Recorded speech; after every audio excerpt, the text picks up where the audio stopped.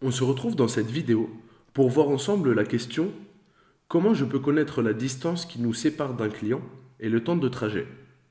Dont la bonne réponse était: utiliser le bouton géolocalisation de la fiche client. Voyons donc comment ça se passe. On va donc commencer par aller dans la liste de nos clients, donc tiret organisation et clients. Ici, on a nos deux clients. Il va donc y avoir plusieurs manières de localiser et de connaître le temps de trajet de notre société à un client. On va donc commencer par aller dans une fiche client et cliquer ici sur le bouton Map. En cliquant dessus, vous voyez que le système va vous indiquer directement la position de la société concernée ainsi que la vôtre.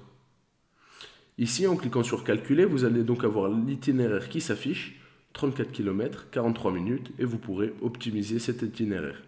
Ce bouton est optimisé et est utilisé quand vous aurez plusieurs adresses que vous souhaitez planifier.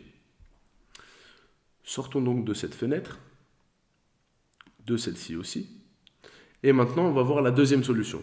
La deuxième solution est de venir sélectionner votre client ici et de venir cliquer sur le bouton Map. C'est un peu le même qu'on a vu dans la fiche client. Et ici, on va avoir la même chose que tout à l'heure en appuyant sur Calculer. Ce qui est pratique en passant par cette option-là, c'est que vous allez pouvoir planifier un trajet avec plusieurs adresses dans lesquelles vous souhaiterez vous arrêter, par exemple. On va donc venir sélectionner également ce deuxième client. On reclique sur la map. Ici, on voit bien qu'on a toujours notre société, ainsi que les deux autres sociétés clientes.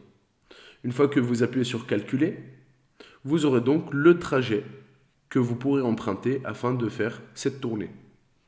Vous pourrez également venir jouer ici avec le début de trajet, fin de trajet, si vous souhaitez par exemple que votre salarié parte de votre société mais qu'il rentre chez lui par la suite. Et également venir choisir certaines adresses et en enlever d'autres. C'est tout pour cette vidéo sur la localisation des clients. On se retrouve dans la prochaine.